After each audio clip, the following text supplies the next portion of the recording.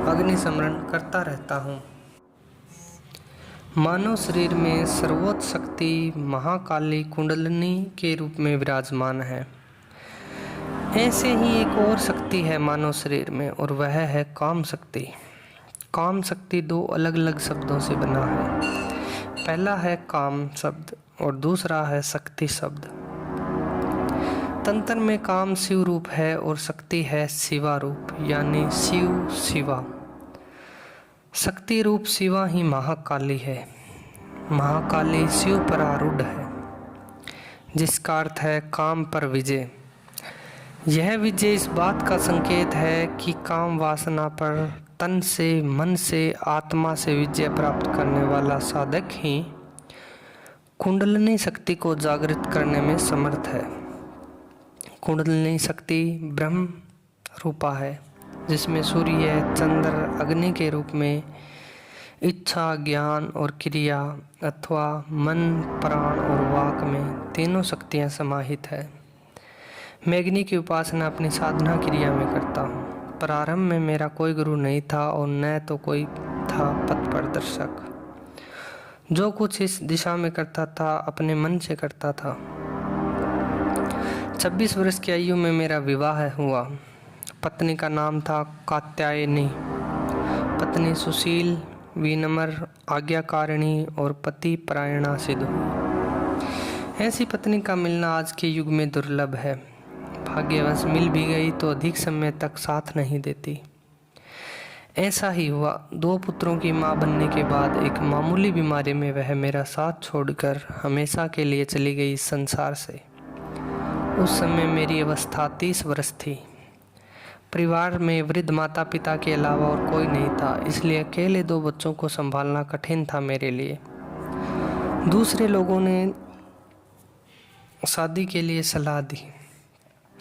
2-3 लड़कियों को भी देखा मैंने, लेकिन आत्मा ने स्वीकार नहीं किया। आत्मा को तो चाहिए था कात्यायनी जैसी, वह कहाँ संभव था। माँ महामाया को मेरा क्लेश देखा न गया। मेरी मौसेरी बहन आ गई। विधवा थी वह, बाल बच्चे थे नहीं। मेरे बच्चों को अपना समझकर पालन पोषण करने लगी वह। निश्चिंत हो गया मैं।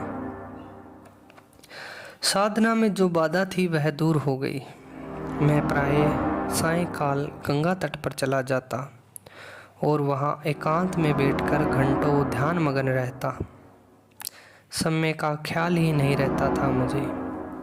संसार, समाज, परिवार आदि से विरक्त हो गया था मैं। मेरे जीवन में सुनने के सिवाय और कुछ नहीं रह गया था। उन्हीं दिनों नवद्वीप में मुझे सन्यासी मिले थे। युवक थे, नाम था शिवचरण शाक्त। शायद तांत्रिक सन्यासी थे महाराज से। बोले, बिना गुरु के कुछ नहीं होगा। इस प्रकार भटकते रहोगे तुम।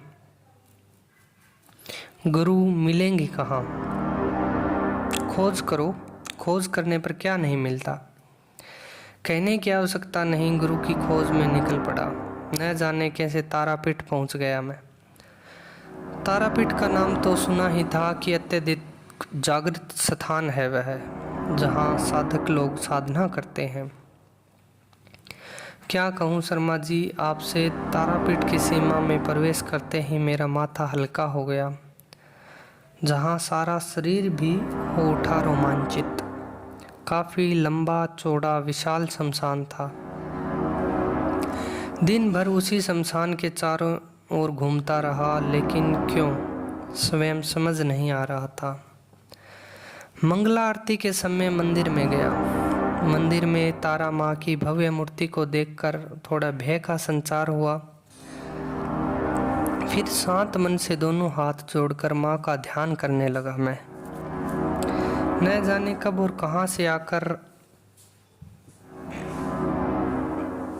मेरे बगल में एक तांत्रिक सन्यासी महाशय खड़े हो गए। लंबी चौड़ी काठी का शरीर, गौर वर्ण, लंबी दाढ़ी, सिर पर जटा जूट, शरीर पर लाल वस्त्र, गले में रुद्राक्ष की माला, हाथ में एक सोटा और पित्तल का बड़ा सा कमंडल। सन्यासी के चेहरे पर तेज था। बड़ी बड़ी आंखें जैसे जल रही थी। चौड़े ललाट पर भस्म का त्रिपुंड और लाल सिंदूर का गोल टिक्का लगा रखा था उसने। मैं कुछ नहीं बोला, थोड़ा पीछे हट गया। सन्यासी महाशय अपने आप बोलने लगा, तारा का यह शक्तिपीठ एक शिलाखंड है जिस पर एक चित्र उत्कीर्ण है, जिसमें यह परिलक्षित होता है कि काली मातृभाव से शिव को अपना स्तनपान करा रही है।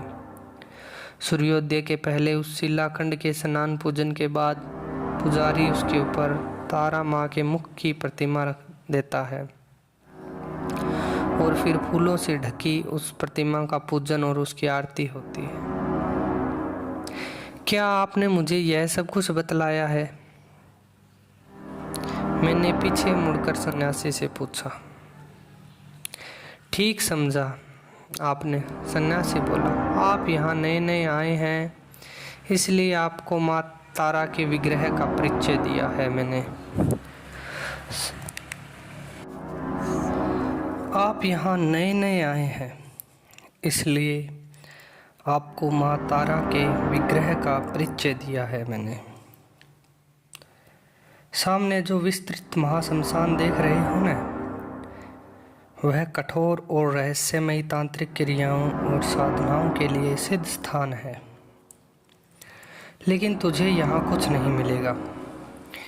जिस गुरु की खोज तुझे है वह नवद्वीप के जंगलों में मिलेगा। यहाँ क्यों भटक रहा है तू बेटे? सन्यासी की बात सुनकर अवाक और हतप्रभ हो गया मैं। यह सन्यासी कैसे जान गया मेरे मन की बात? कुछ रहस्य है इसमें। अब तक वह रहस्यमय सन्यासी मंदिर की सीमा के बाहर निकल चुका था और जल्दी जल्दी पैर उठाता हुआ दामोदर नदी की ओर बढ़ रहा था। न जाने क्यों मैं भी दौड़ पड़ा सन्यासी की ओर, लेकिन क्या पकड़ सका मैं उस रहस्यमय सन्यासी को? नहीं, मेरे समीप पहुंचने के पहले ही अपने स्थान से गायब हो चुका था वह रहस्यमय ढंग से।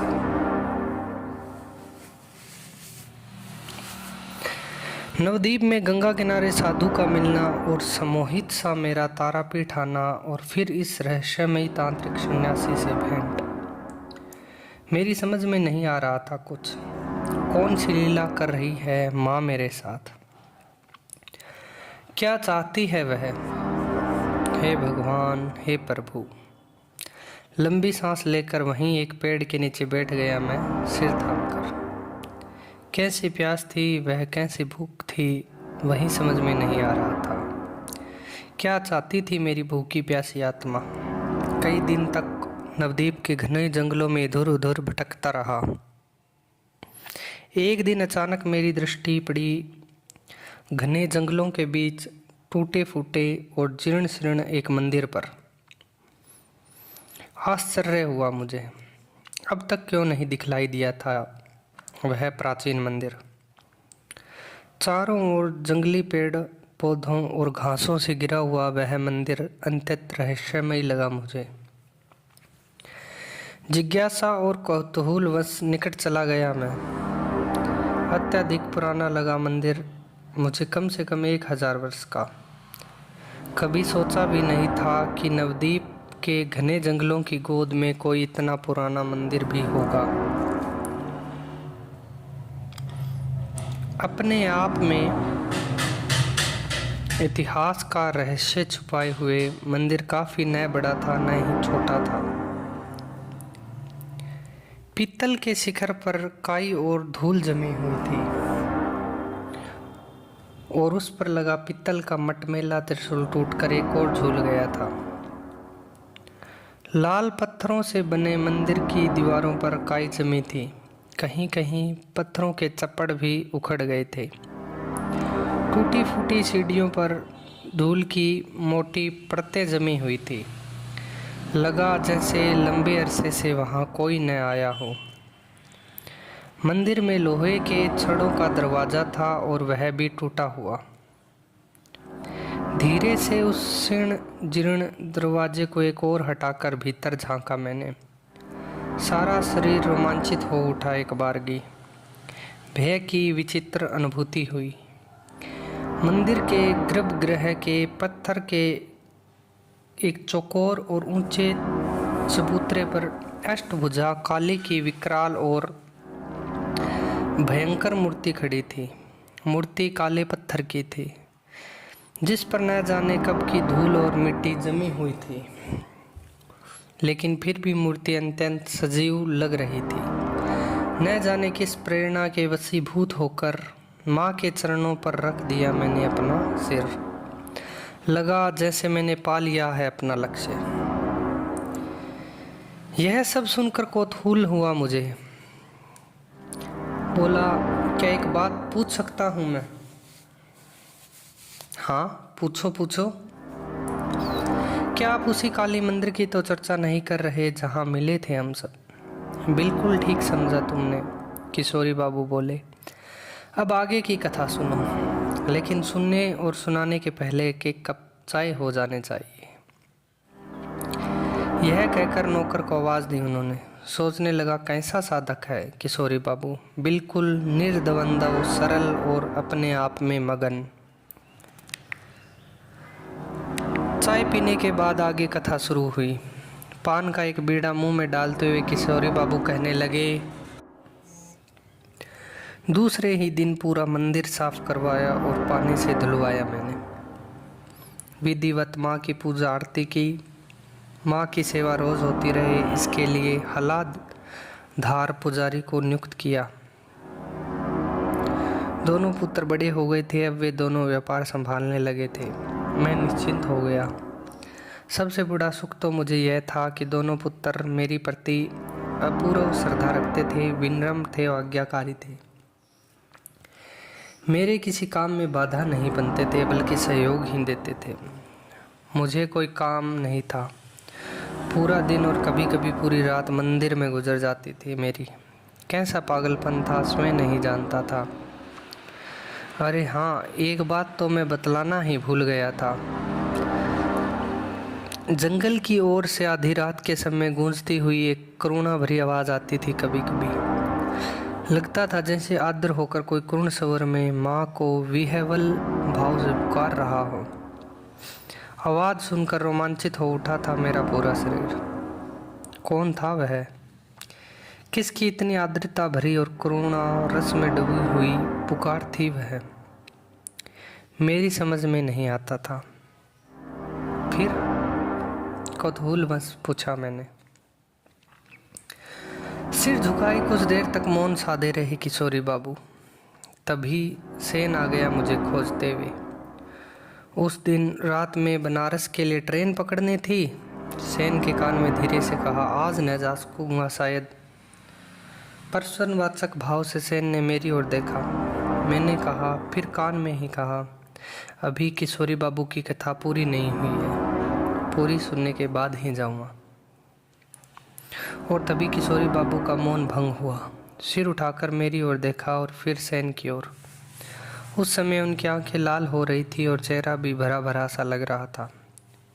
कोई विशेष बात अवश्य थी। अपने आप बोलने लगे किशोरी बाबू। इस बार उनके बोलने की मुद्रा कुछ बदल सी गई थी। हालधार पुजारी को जब मैंने यह बात बतलाई तो पहले वह चुप रहा थोड़ी देर तक। फिर बोला, वह चक्रेश्वरी बाबा है। वे ही रात में कभी कभी माँ माँ पुकारते हैं। यह सुनकर कौतूहल हुआ। पूछा, कौन है यह चक्रेश्वरी बाबा? मेरे इस छोटे से प्रश्न के उत्तर में हालधार पुजारी ने जो लंबी कथा मुझे सुनाई वह सब तुझको पहले बतला ही चुका हूँ। क्या आप चक्रेश्वरी बाबा से मिले? क्या उनसे आपकी बातें हुई? कैसे थे चक्रेश्वरी बाबा? जिज्ञासावश एक साथ कई प्रश्न कर बैठा मैं। अब जो कुछ तुम्हें सुनाऊंगा उससे तुम्हारे सारे प्रश्नों, सारी जिज्ञासाओं का हो जाएगा समाधान। यह कहकर किशोरी बाबू ने पान का एक बीड़ा निकालकर मुंह में रखा और फिर आगे कहना शुरू किया। हालधर मुझसे बतला चुका था कि चक्रेश्वरी बाबा सर्प योनि में विचरण करते हैं और कभी कदा मानव शरीर में भी प्रकट होते हैं। यही नहीं, इस मंदिर में भी आते हैं, प्राय सर्प के रूप में। इतनी जानकारी मेरे लिए बहुत थी। लगातार महीनों तक जंगलों में खोजता रहा चक्रेश्वरी बाबा को। सोचा दो में से किसी न किसी रूप में मिल ही जाएंगे वह। इसी सिलसिले में कई रात मंदिर में जाकर बिताई, लेकिन असफल रहा मैं। क्या दर्शन नहीं हुआ? मैंने कौतूहलवश पूछा। होगा क्यों नहीं, होना ही था। किशोरी बाबू खिड़की के बाहर पान थूकते हुए बोले, जहाँ लगन है वहाँ सफलता निश्चित है। मुझे सफलता मिली। एक रात बैठा था चुपचाप काली मंदिर के चबूतरे पर, और तभी विशाल का एक काला भुजंग सर्प सामने से आता हुआ दिखलाई दिया मुझे।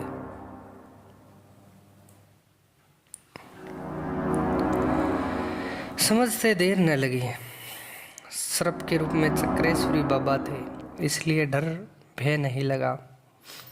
चुपचाप अपने स्थान पर बैठा रहा मैं। सर्प अपनी गति से सनसन करता हुआ मंदिर के भीतर चला गया। मैं चुपचाप सब कुछ देखता रहा। थोड़ी देर बाद मंदिर के भीतर से माँ के स्तुति गान की करुण आवाज आने लगी। चुपचाप अपने स्थान पर बैठा रहा। सर्प अपनी गति से सनसन करता हुआ मंदिर के भीतर चला गया। मैं चुपचाप सब कुछ देखता रहा। थोड़ी देर बाद मंदिर के भीतर से माँ के स्तुति गान की करुण आवाज़ आने लगी। मैं इसी अवसर की प्रतीक्षा में था। चटपट मंदिर के भीतर चला गया। हालदार बहुत पहले ही दीपक का तेल डालकर जलाकर चला गया था, जिसका पीला प्रकाश मंदिर के भीतर फैल रहा था। और उसी पीले प्रकाश में देखा, दोनों हाथ जोड़े, आंखें बंद किए और सिर झुकाए, एक लंबे चौड़े कद काठी के व्यक्ति को।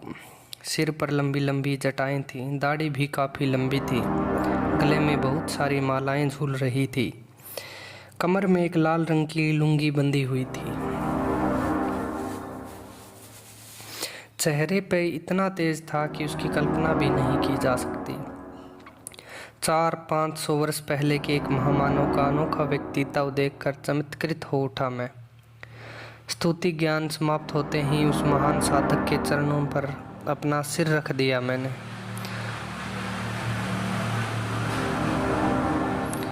लगा जैसे सारे शरीर में बिजली का करंट दौड़ गया हो। रोमांचित हो उठा मैं।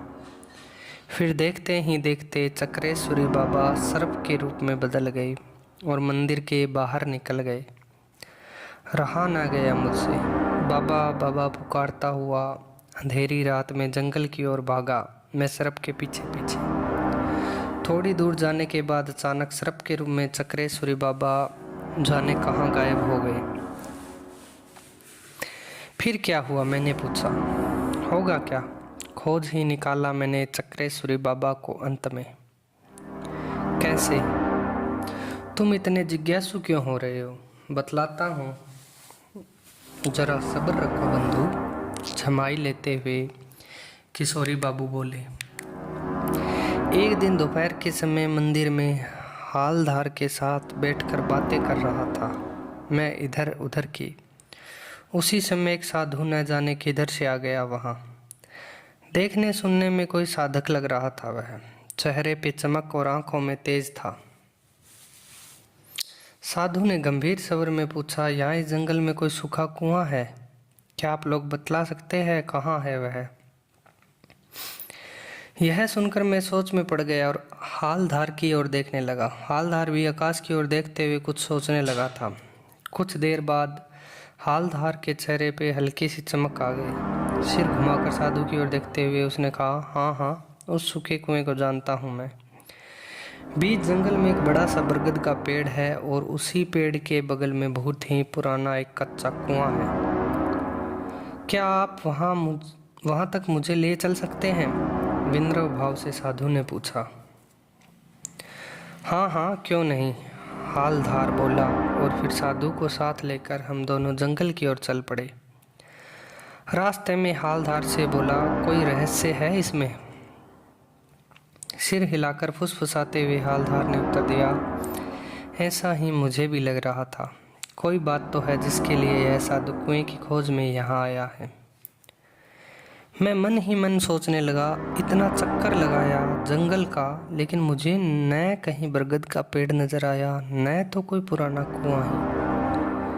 टेढ़े मेढ़े जंगली रास्तों में चलकर लगभग 1 घंटे बाद हम सब बरगद के पेड़ के पास पहुंचे। थोड़ा सा हटकर कुआं भी था, जिसे देखते ही चमक आ गई साधु के चेहरे पर एक बारगी।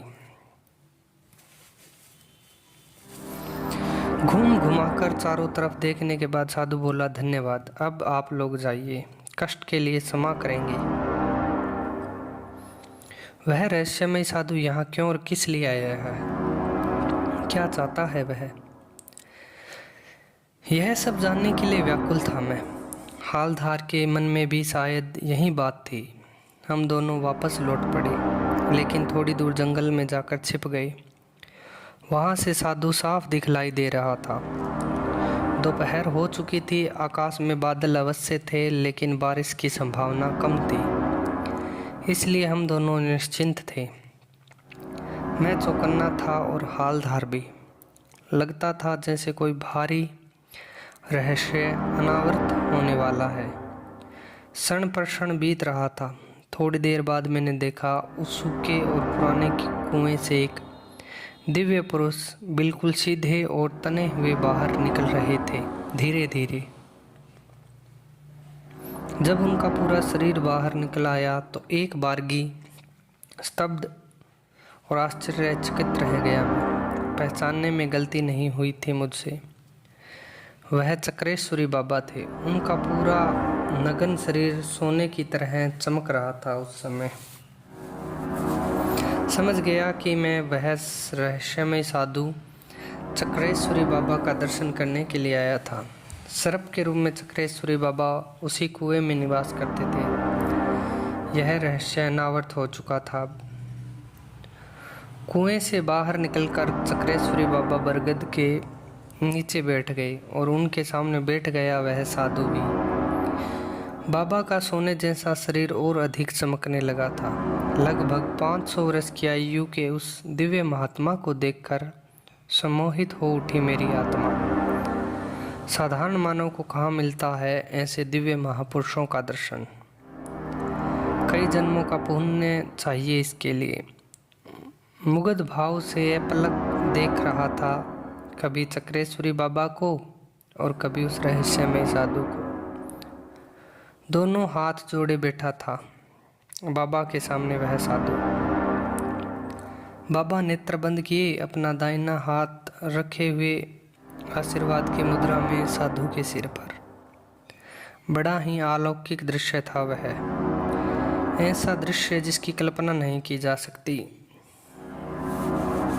लेकिन इसके बाद जो मैंने देखा उस पर तो विश्वास करना ही कठिन है। लेकिन विश्वास करना पड़ा मुझे, इसलिए कि अपनी आंखों से देखा था सब कुछ मैंने।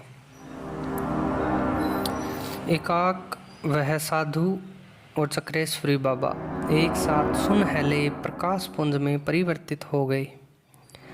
धीरे धीरे वह दोनों प्रकाश पुंज आकाश की ओर उठने लगा और बहुत ऊपर जाकर गायब हो गया। हे भगवान, कितना अलौकिक और आश्चर्यजनक दृश्य था वह। हालधार तो मुझसे लिपटकर कांपने लगा भय से। मैं भी रोमांचित हो उठा। एकाएक मेरे मन में यह इच्छा जागृत हुई कि मैं कुएं के भीतर जाके देखूं कि वहाँ क्या है।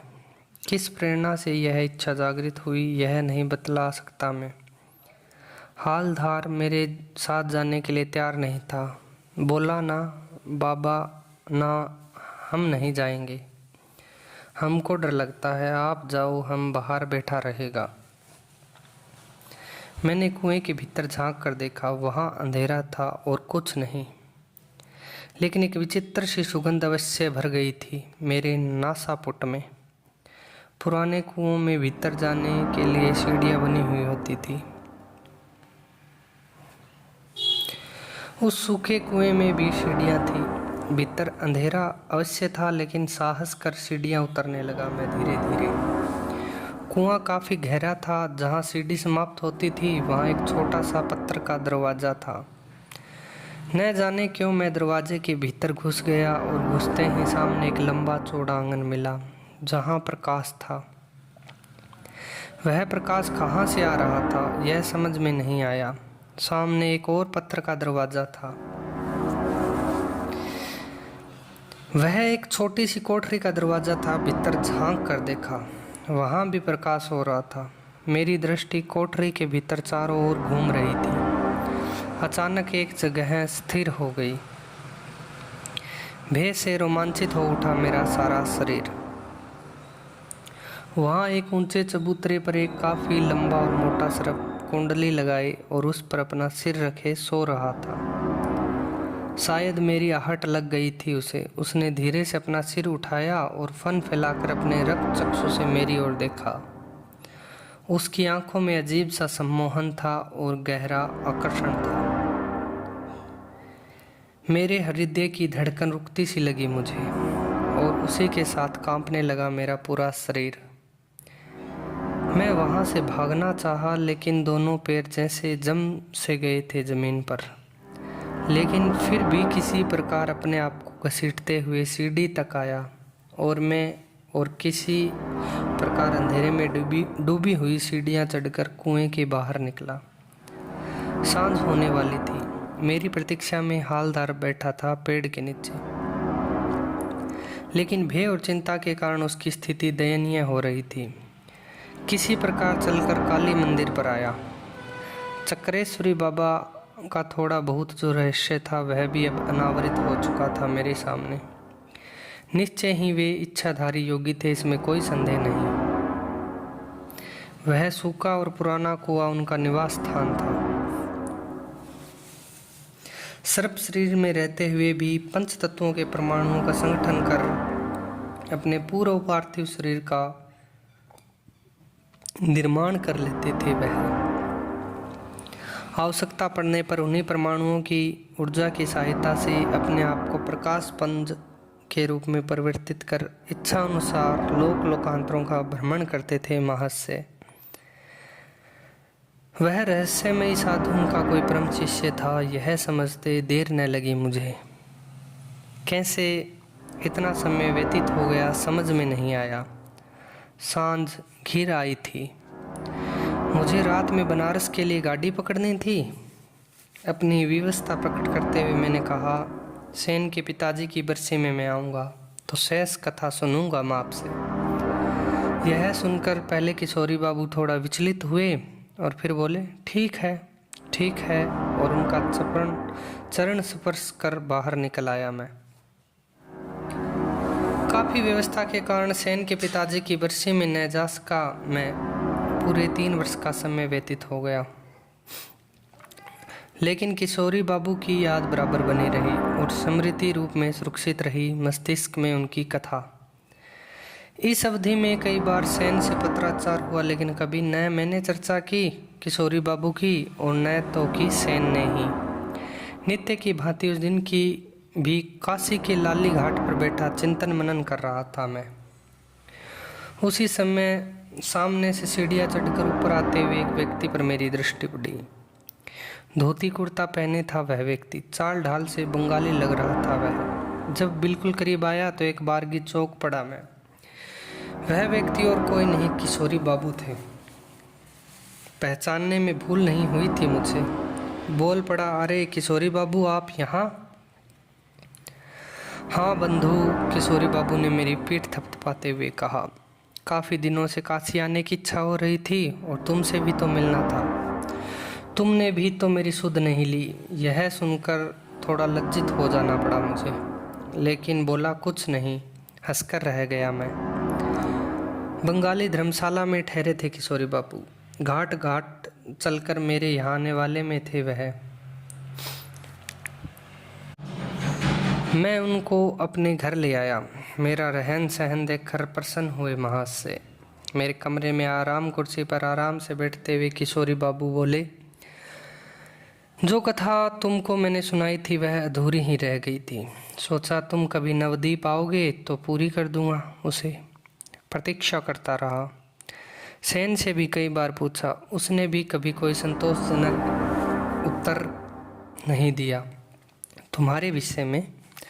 अंत में सोचा चलो मैं स्वयं चला जाता हूँ काशी। इस बहाने गंगा स्नान हो जाएगा और बाबा विश्वनाथ का दर्शन भी। थोड़ा ठहर कर आगे बोले किशोरी बाबू, बिना कोई पूर्व सूचना दिए और बिना बतलाए इस प्रकार अचानक आ जाने से तुमको अवश्य आश्चर्य हुआ होगा। क्यों?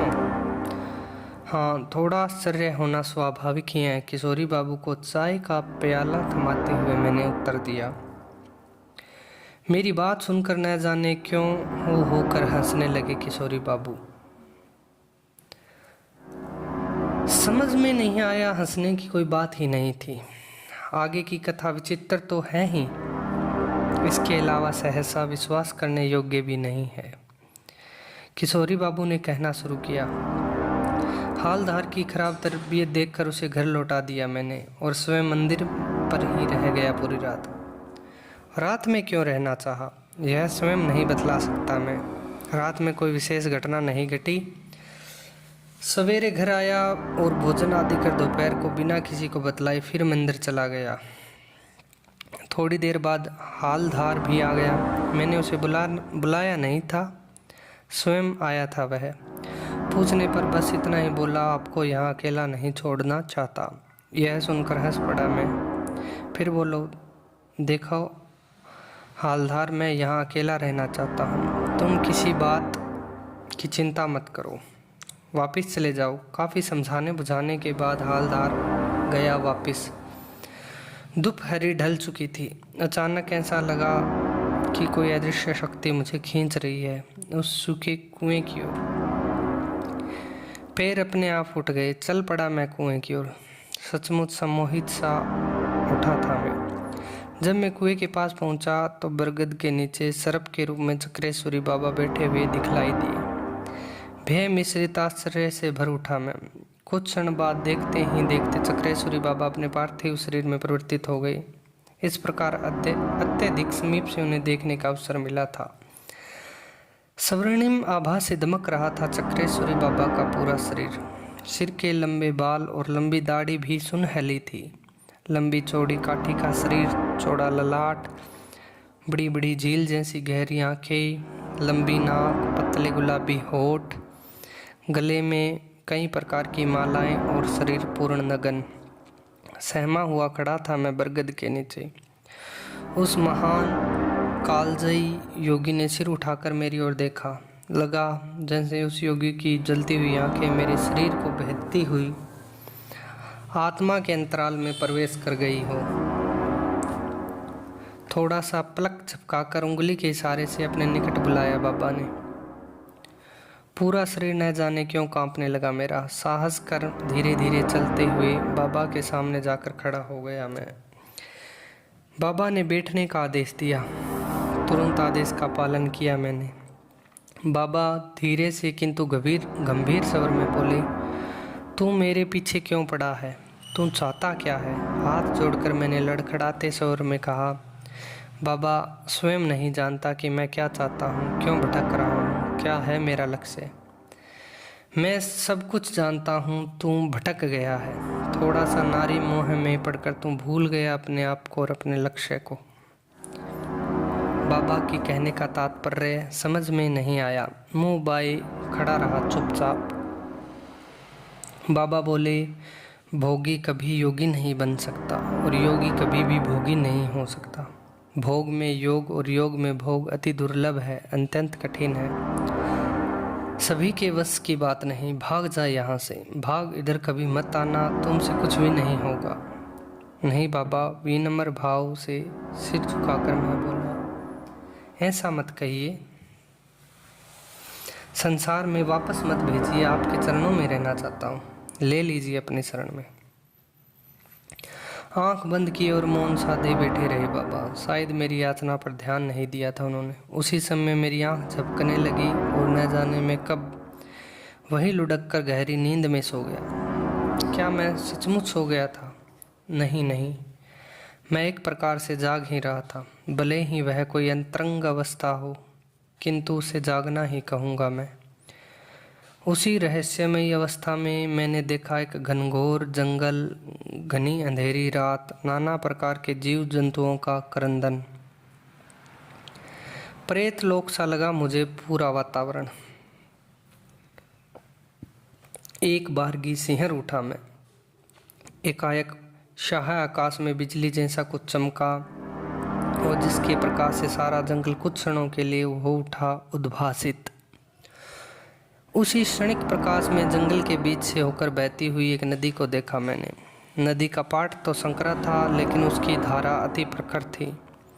न जाने क्यों और कैसे नदी की ओर बढ़ने लगा। मुझे बार बार ऐसा लग रहा था उस जंगल से और उस नदी से भली भांति परिचित हूँ मैं। आगे बढ़ता ही गया और अंत में जाकर नदी के किनारे खड़ा हो गया मैं अपने आप। कुछ ही दूर दूर एक चिता जल रही थी, हाहाकार करती हुई। उसकी लाल पीली लपटें जैसे आकाश को छूने के लिए पागल थी।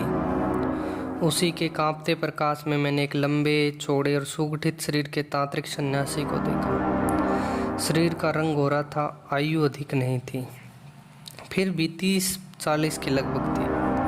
तनकर खड़ा था वह तांत्रिक सन्यासी। क्या बतलाऊं शर्मा जी, उस समय की स्थिति, घोर अंधेरी रात, हाहाकार कर बहती हुई नदी की प्रखर धारा और उसके किनारे धूं धूं कर जलती हुई चिता, और उस चिता के सामने तनकर खड़ा वह रहस्यमय तांत्रिक सन्यासी, और वातावरण में बिखरी हुई घोर निस्तब्धता। इस निस्तब्धता में लगा जैसे किसी प्रेतपुरी में आ गया हूँ मैं। सन्यासी की पीठ पर लंबी चटाएं झूल रही थी, घनी लंबी दाढ़ी और मूछें भी थी।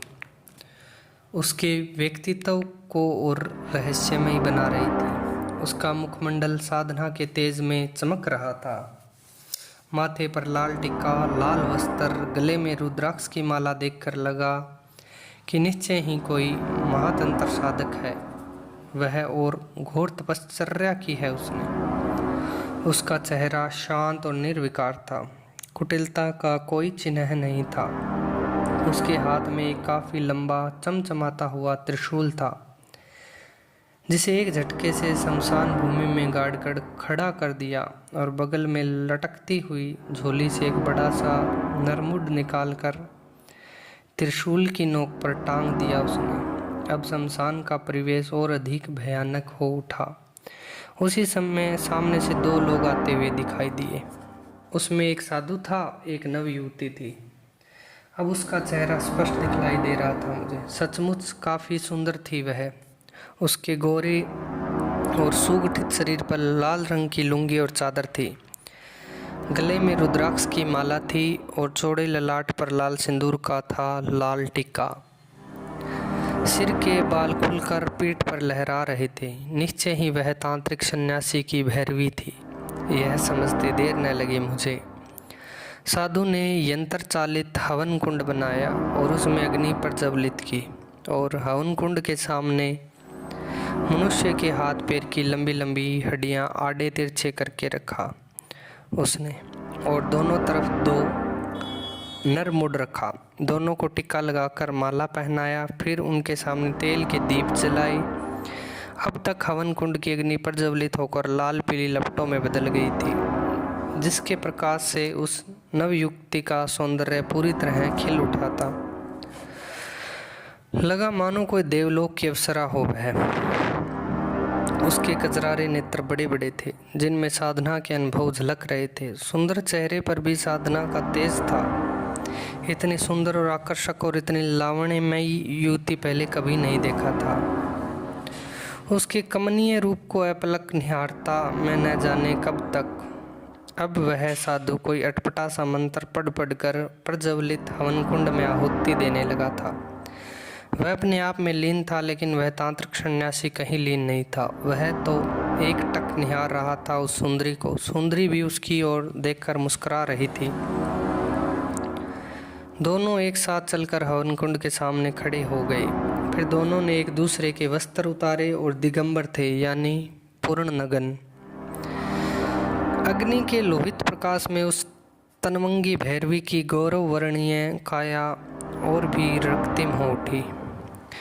दिगंबर नर नारी को एक साथ देखकर सच कहता हूँ शर्मा जी, मेरे युवा मन में दुर्बल भावना का संचार होने लगा, लेकिन कर भी क्या सकता था सिवाय देखने के। अब युवा तांत्रिक सन्यासी जलती हुई चिता में जोर जोर से मंत्रों का उच्चारण करते हुए घी की आहुति देने लगा। अब वह भैरवी बगल से हटकर सन्यासी के सामने आई और अपनी पीठ को उसकी छाती से सटाकर खड़ी हो गई और वह भी चिता में घी की आहुति देने लगी। इस क्रम के चलते हुए बीच में वह सन्यासी कमंडल को मुंह से लगाकर कोई तरल पदार्थ पी लेता था और वही तरल पदार्थ भैरवी भी पी लेती थी, कमंडल को मुंह से लगाकर। बड़ा ही विचित्र दृश्य था। शर्मा जी, कुछ समझ में नहीं आ रहा था। चित्ताग्नि में हवन कार्य समाप्त होने के बाद नगन युवा सन्यासी ने निर्वस्त्र भैरवी को अपनी गोद में बिठा लिया। गोद में बैठने की मुद्रा बड़ी विचित्र थी, जिसे मैं बतला नहीं सकता। दोनों एक साथ मंत्रोच्चारण करने लगे। साधु अभी भी अपने आप में लीन होकर हवन कुंड में आहुति बराबर देता जा रहा था। इस अद्भुत दृश्य को देखकर मेरे सारे शरीर में सिहरन होने लगी, मन बेकाबू होता रहा था। लेकिन आश्चर्य की बात तो यह थी कि वह रहस्यमय तांत्रिक सन्यासी अभी सभी अवस्थाओं में तटस्थ रहा। उसमें किसी प्रकार की कामोत्तेजना उत्पन्न नहीं हुई। भैरवी भी अपने आप में निर्विकार और निर्लिप्त रही। मेरे लिए आश्चर्य की बात थी यह। साधक और साधिका दोनों अभी भी पूर्ववत मंत्रोच्चारण कर रहे थे, चिता की ओर देखते हुए। कुछ देर बाद मैंने स्पष्ट रूप से देखा कि उस अधजली चिता के बीच में धुएं का एक गुब्बार निकला। रंग बिल्कुल धवल और पारदर्शक था। वह रहस्यमय धुएं का गुब्बार धीरे धीरे आकार लेने लगा और अंत में मनुष्य के रूप में परिवर्तित हो गया। वह आकार, वह एक जीवित मनुष्य का रूप था जो चिता से निकलकर बाहर आ गया। दूसरे क्षण मैं उसे देखकर न जाने क्यों स्तब्ध रह गया। एक बारगी अब मैं उस मनुष्य को साफ देख रहा था। युवक था वह, गोरा रंग, लंबा कद और शरीर पर लाल वस्त्र, आकर्षक व्यक्तित्व। युवक ने झुककर सन्यासी का चरण स्पर्श किया। सन्यासी ने तनकर अपना दाहिना हाथ आशीर्वाद की मुद्रा में उठाया और गंभीर स्वर में बोला, शुभ भव।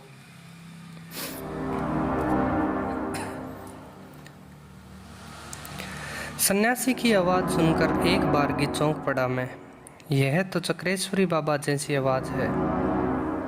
कहीं यह सन्यासी चक्रेश्वरी बाबा ही तो नहीं, सोचने लगा मैं।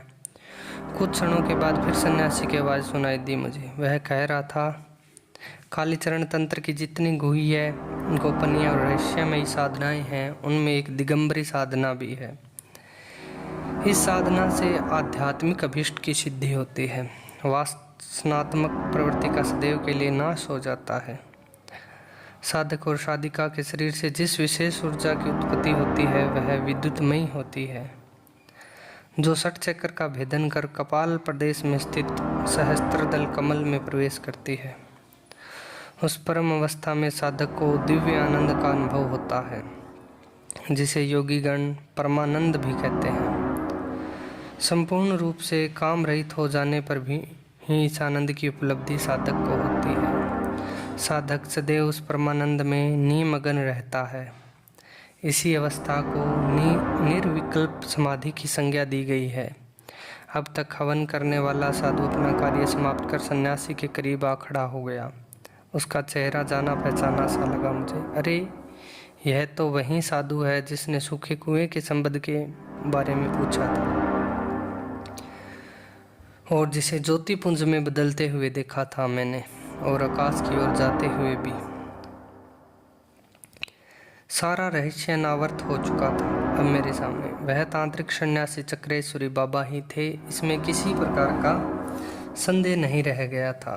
लेकिन वह युवक कौन था जो चिता में धुएं के गुबार के रूप में निकला और बाद में मानव रूप में हो गया था परिवर्तित? कहने की आवश्यकता नहीं, यह रहस्य भी अनावृत हो गया मेरे सामने कुछ ही क्षणों के बाद। अब मैं उस तांत्रिक सन्यासी को चक्रेश्वरी बाबा ही कहूँगा। चक्रेश्वरी बाबा अपनी भैरवी के साथ गंगा तट की ओर चले गए और उन्हीं के साथ वह युवक और साधु भी।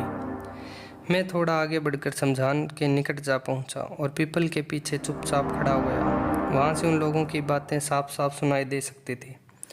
भोर का समय हो रहा था। पूर्व के आकाश में यहाँ से लेकर वहाँ तक उषा काल की सफ़ेद लकीर खिंच गई थी। अब तक चिता की आग भी बुझ चुकी थी। वातावरण में बिखरी निस्तब्धता अब और गहरी हो गई थी। मैंने देखा चक्रेश्वरी बाबा ने अपनी भैरवी के साथ पूर्ण नग्न अवस्था में स्नान किया। नदी में स्नान करने के बाद उस युवक की ओर स्थिर भाव से देखते हुए चक्रेश्वरी बाबा गंभीर स्वर में बोले, कालीचरण, तुम्हारी मृत्यु का समय ज्ञात हो चुका था और यह भी मुझे ज्ञात हो चुका था कि तुम्हारी चिता कहाँ है और किस स्थान पर जलेगी। तुम मेरे पट शिष्य हो। तुम्हारी चिता को साक्षी देखकर मैंने जो दिगंबरी साधना की है उससे मेरी अंतिम आध्यात्मिक कामना पूर्ण हुई है। मैं अति प्रसन्न हूँ तुम्हारे जैसे योग्य शिष्य को प्राप्त कर। कालीचरण निर्विकार भाव से चुपचाप हाथ जोड़े खड़ा था अपने गुरु के सामने, और गुरु कह रहे थे, इस परम साधना से मेरा जागतिक भाव, जागतिक आसक्ति सदैव के लिए समाप्त हो चुकी थी। किसी भी प्रकार की कामना और वासना अब नहीं रह गई है मन में। आत्मा शुद्ध, विशुद्ध और निर्मल हो चुकी है। मनुष्य की पूर्ण आयु भी भोग चुका हूँ मैं, किंतु निर्वाण महामाया की कृपा पर निर्भर है। अभी मुझे 300 वर्ष और रहना है संसार में। शरीर की अवधि तो समाप्त हो चुकी है, इसलिए 300 वर्ष का समय सर्प योनि में व्यतीत करूंगा मैं। थोड़ा रुककर भैरवी की ओर देखा उस परम साधक ने और फिर कहना शुरू किया, तुम्हें कुंडलिनी जागरण की दिशा देनी है मुझे। मैं ठीक 200 वर्ष बाद तुमको मिलूंगा सर्प योनि में और यथा समय तुमको दूंगा मैं वह रहस्यमय दीक्षा। तब तक तुम यक्ष लोक में रहकर अपनी शेष साधना पूर्ण करो। क्या साधना पूर्ण होने पर पुनः मनुष्य शरीर धारण करूंगा मैं? कालीचरण मंद स्वर में बोला, हाँ, तभी तो दीक्षा उपलब्ध होगी तुम्हें। प्रकृति पर विजय प्राप्त कर लेने के कारण मैं पंच तत्वों को सुसंगठित कर समय अनुसार अपने पार्थिव शरीर का निर्माण कर लिया करूंगा आवश्यकता पड़ने पर। तुमको अब कुछ भी सोचने समझने की आवश्यकता नहीं है। तुम्हारा पार्थिव शरीर जलकर चिता में भस्म हो चुका है। यह तुम्हारा सूक्ष्म शरीर है। इसी शरीर से तुमको गमन करना होगा यक्ष लोक के लिए। चक्रेश्वरी बाबा की बातें सुनने के बाद कालीचरण का मानव रूप धीरे धीरे धूम्राकृति में परिवर्तित होने लगा और अंत में उसका अस्तित्व भी समाप्त हो गया। यह सब देख सुनकर मेरे मस्तिष्क की स्थिति विचित्र सी हो गई। मैं यह नहीं समझ पा रहा था कि आखिर हो क्या रहा है। मैं संज्ञा शून्य सा हो गया था। धीरे धीरे सूर्योदय हो रहा था। मैंने चारों ओर सिर घुमाकर देखा। कहीं न जली हुई चिता का चिन्ह था, नहीं थे कहीं चक्रेश्वरी बाबा, और न तो थी कहीं उनकी नव यौवना भैरवी ही। सूर्य के प्रकाश में जैसे सब कुछ खो गया था एक बार की। इतनी कथा सुनकर किशोरी बाबू ने चुटकी बजाई, लंबी जमहाई ली। रात का पहला पहर समाप्त हो रहा था। मेरा नौकर सुरजू आ गया था। मैंने उसे कुछ खाने के लिए लाने को कहा। किशोरी बाबू बीच में ही बोल पड़े, सिर्फ चाय मंगा लो, हो सके तो 4-5 नमकीन बिस्कुट भी।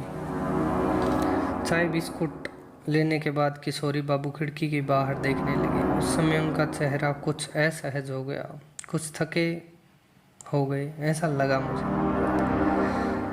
सहज भाव में मैंने कहा, दादा आप थोड़ा आराम कर ले, थक गए होंगे। किशोरी बाबू पलटे और थोड़ा हंसकर बोले, अब थकने का कोई प्रश्न ही नहीं बंधु, जितना थकना था उतना थक चुका। थोड़ी कथा और रह गई है, उसे सुना ही डालो, फिर भविष्य में समय मिले या न मिले। यह सुनकर मैंने कोई उत्तर नहीं दिया। सचमुच किशोरी बाबू की कथा अपने आप में विचित्र और अविश्वसनीय थी, इसमें संदेह नहीं है। अपनी डिब्बी से एक बड़ा पान निकालकर मुंह में दबाया और किशोरी बाबू ने और आगे का वृत्तांत शुरू कर दिया। शर्मा जी क्या कहूँ, उस अवस्था का वर्णन करने के लिए मेरे पास शब्द नहीं है। अचानक मूलाधार स्थान में भयंकर जलन होने लगा, लेकिन क्या वह जलन था? नहीं, उस जलन में मुझे एक विशेष प्रकार का आनंद अनुभव हो रहा था। धीरे धीरे उस जलन की दाह ऊपर की ओर उठने लगी। उसके उठने का अनुभव अपने मेरुदंड में कर रहा था मैं। अंत में वह भूमध्य में जाकर स्थिर हो गया और उसी के साथ दाह की अनुभूति भी। अब मैं पूरे कपाल प्रदेश में विचित्र सी शीतलता का अनुभव कर रहा था। उस शीतलता का अपना आनंद था। मैं उसी आनंद में न जाने कब तक निमग्न था और उसी अवस्था में जोग के आकार की नील वर्णा ज्योति का दर्शन हुआ मुझे। वह अवर्णनीय ज्योति भूमध्य में थी। वह ज्योति जो अपने स्थान पर स्थिर थी, लेकिन उसमें से विभिन्न रंगों के स्फुलिंग निकल रहे थे। बड़ा ही सुंदर दृश्य था वह। और तभी किसी की आवाज़ सुनाई दी मुझे। सवर जाना पहचाना सा लगा। निश्चय ही वह सवर चक्रेश्वरी बाबा का ही था। पहचानने में कोई भूल नहीं हुई थी मुझे। चक्रेश्वरी बाबा गंभीर स्वर में कह रहे थे, कालीचरण, यक्षलोक में पूरे 200 वर्ष रहकर साधना पूरी करने के बाद तुमने किशोरी लाल के रूप में एक बंगाली ब्राह्मण कुल में जन्म लिया। तुम्हारी प्रतीक्षा में था और वह पूर्ण हुई। अब मैंने तुमको कुंडलिनी दीक्षा से संपन्न कर दिया है। समय समय पर तुमसे मिलता रहूँगा किसी न किसी रूप में। एकाएक मेरी आंखें खुल गई। चारों ओर सिर घुमाकर देखा और स्तब्ध रह गया एक बारगी। काली मंदिर पर बैठा था मैं उस समय। कैसे वहां पहुंच गया, आश्चर्य हो रहा था मुझे। फिर एक के बाद एक सारी घटनाएं चलचित्र की तरह मानस पटल पर उभरने लगी। लगा मैंने कोई लंबा सपना देखा है, लेकिन सपने जैसा कुछ नहीं था। सब कुछ था सत्य, इसमें संदेह नहीं। सारी घटनाएं 2 वर्ष पूर्व की थी। पूरे 200 वर्ष यक्षलोक में रहने के बाद किशोरी लाल के रूप में जन्म लिया मैंने, और चक्रेश्वरी बाबा ने मुझे कुंडलिनी शक्ति की दीक्षा दी। मैं सात्विक मार्ग से साधना करता हूँ। तंत्र की इस विधि में मैं प्राणायाम, आसन, नियम, स्तुति, मंत्र, जप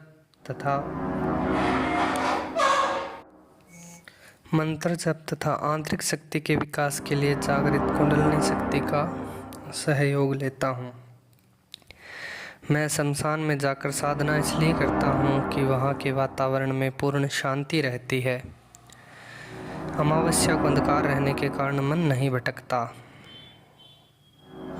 पूजन विधि में मैं सौम्य खंड, सवर्ण खंड, बेलपत्र की लकड़ी, शुद्ध घी, धूप दीप, श्वेत तिल तथा अन्य सामग्रियों का उपयोग करता हूँ। गुरु प्रणाम के बाद अग्नि देवता को प्रतिष्ठित करता हूँ और होम से उठी आग की लौ को अपने वश में कर लेता हूँ। जब मैं किसी तत्व को प्राप्त करना चाहता हूँ तो किसी अज्ञात तत्व को जानना चाहता हूँ, तब मंत्रोच्चारण कर जो ही अपना मुंह पीछे की ओर करता हूँ तो होम आग्नि की लौ भी घूमकर मेरे सामने आ जाती है। और जो तत्व मैं नहीं जानना चाहता हूँ तो लौ की दिशा मेरे मुंह के विपरीत चली जाती है।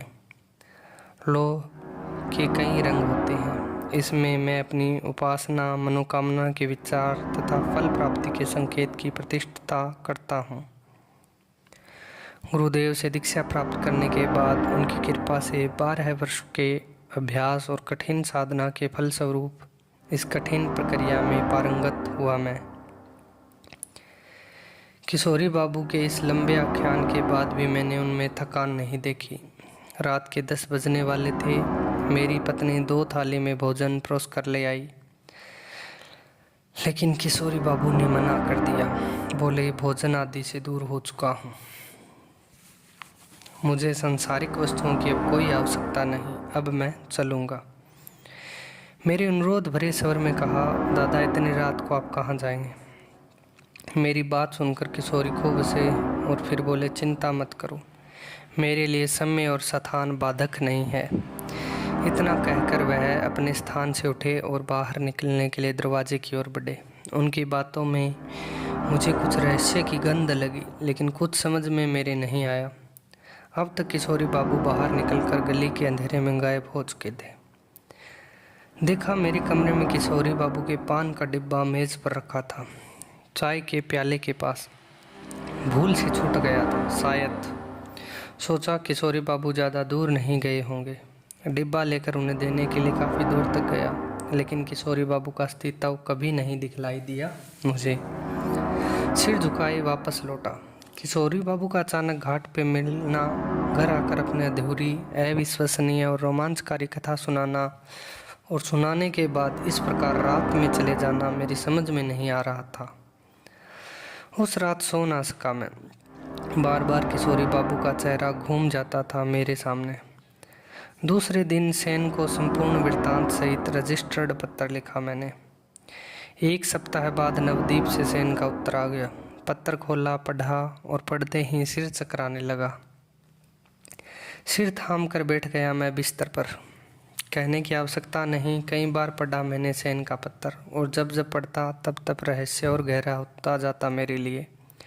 यह संभव कैसे है? ऐसा कैसे हो सकता है? एक मृत व्यक्ति सैकड़ों मील दूर ससरिस उपस्थित होकर पूरे 4 घंटे कैसे बातें कर सकता है? फिर उसने 2 बार चाय पी और पान भी खाया। कैसे विश्वास किया जाए, लेकिन विश्वास करना पड़ा। अंत में बड़े मर्म स्पर्शी शब्दों में सेन ने अपने पत्र में लिखा था, किशोरी बाबू पूर्ण स्वस्थ थे, कोई रोग शोक नहीं था उन्हें। संदेव की भांति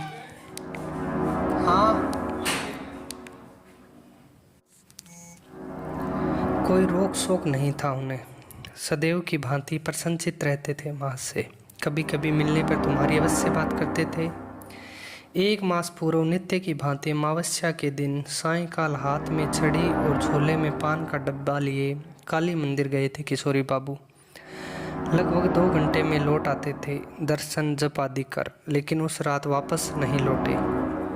सवेरे हुआ, उनकी चारों ओर खोज हुई। ऐसा पहले कभी नहीं हुआ था, इसलिए सभी को आश्चर्य होना स्वाभाविक था। हालधार तो पागल हो गया था जैसे। काफ़ी देर तक गुमसुम खड़ा रहा, फिर लगभग दौड़ता हुआ काली के मंदिर की ओर भागा वह। लगभग 2 घंटे बाद हालधार लौटा और लौटकर हकलाते हुए उसने जो कुछ बतलाया उसे सुनकर सभी लोग एक बारगी स्तब्ध और शोकाकुल हो उठे। सभी का चेहरा शाह पड़ गया भय से। हतप्रभ थे सभी लोग। यही कहते, ऐसा कैसे हो सकता है? प्रसंग को बदलते हुए सेन ने पत्र में आगे लिखा था, पहले तो जंगल में हलाधर ने इधर उधर खोजा और इसी सिलसिले में काली मंदिर की ओर चला गया वह। पहले तो मंदिर के सामने चुपचाप खड़ा था, न जाने क्या सोचता रहा। फिर न जाने किस प्रेरणा के वशीभूत होकर मंदिर के भीतर चला गया वह, और भीतर जाकर उसने जो दृश्य देखा वह अति भयानक, रोमांचकारी और अविश्वसनीय था। भय के कारण हलाधर का सारा शरीर कांपने लगा था। किसी प्रकार अपने आप को संभाला उसने और जल्दी से निकल गया मंदिर के बाहर वह। सचमुच बड़ा ही भयानक, रोमांचकारी, विचित्र और साथ ही अविश्वसनीय दृश्य था। मंदिर के भीतर, इसमें कोई संदेह नहीं, रहस्य का धुंध छाया हुआ था।